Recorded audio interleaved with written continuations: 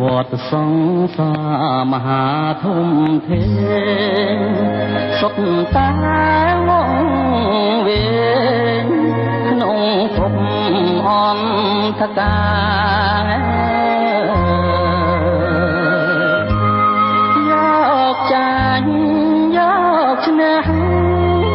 ក្នុងអាណត្តាមិនគិតអាត្មា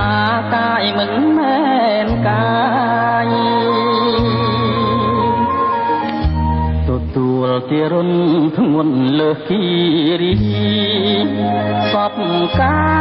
យអន្ត្រីស្ទើរតែព្រះធ្លី